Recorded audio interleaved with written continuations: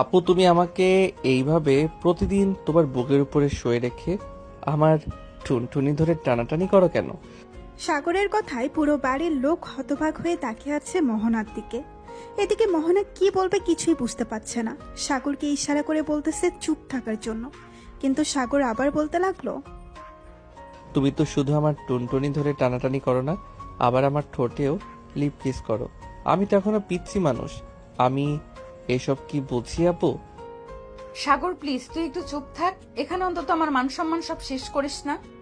ও মা, এখানে আবার তোমার মান সম্মান শেষ হবে কিভাবে? এখানে তো সবাই আছে, সবার সামনে বললে কি সমস্যা?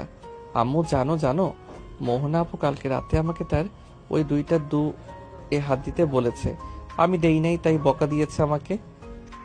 সাগরের মুখে এমন কথা শুনে সবাই হতবাক হয়ে তাকিয়ে আছে মোহনার দিকে। এদিকে সাগরের বড় বোন কেয়া সবকিছু বুঝে ফেলেছে, তাই সাগরের মাথায় ঠাস করে একটা চড় মেরে বলতে লাগলো, ঠাস। এই সাগর, তুই চুপ করবি নাকি তোকে পেটাতে হবে? সত্যি কথা বললেই সবাই আমাকে মারে, এর জন্যই আমি কাউকে কিছু বলি না। মোহনা আপু, তুমি আর আমার রুমে যাবে না, আমি তোমার সাথে থাকবো না। তুমি আমার টুনটুনি টেনে ব্যথা করে দিয়েছো। এবারের মোহনা থাকতে না পেরে ঠাস করে সাগরের গালে চড় বসিয়ে দিল। মোহনা আর কিছু না বলে সেখান থেকে চলে গেল সাগরের রুমে। বিছানায় শুয়ে আছে মোহনা। এমন সময় কেয়া সাগরের রুমে ঢুকলো আর মোহনাকে উদ্দেশ্য করে বলতে লাগলো, মোহনা, তুই তো জানিস সাগর এখনো পিচ্ছি। তুই নিজের ইচ্ছায় সাগরকে বিয়ে করেছিস, এখন বুঝতেই পারছিস সে কতটা পিচ্ছি। আয় আল্লাহ, আমি কাকে বিয়ে করলাম? তোর ভাই যে এমন করবে আমি কখনোই ভাবতে পারিনি। দাঁড়া, আজকে রাতে তোর ভাইকে এমন শিক্ষা দিব যাতে আর কোনোদিন কাউকে কিছু না বলতে পারে। দেখ, বেশি কিছু করিস না, পরে কিন্তু আবার হিতে বিপরীত হয়ে যাবে।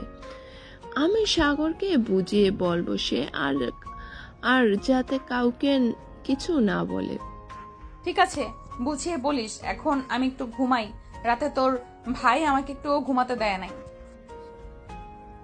ঠিক আছে, তুই তাহলে ঘুমা, আমি যাই। এই বলে কিয়া চলে গেল নিচে। মোহনাও ঘুমিয়ে গেল। এদিকে সাগর খাওয়া দাওয়া করে বাহিরে বেরিয়ে গেল। 3 রাস্তার মোড়ে চায়ের দোকানে বসে আছে সাগর।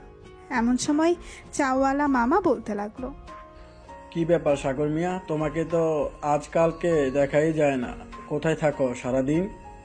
এই তো চাচা, একটু বাসায় কাজ থাকে তো তাই আর কি, এদিকে আসা হয় না। তবে এখন থেকে প্রতিদিন আসবো। বেশি চিনি দিয়ে 1 কাপ চা বানিয়ে দেন তো। ঠিক আছে, তুমি বসো, আমি এখনই তোমার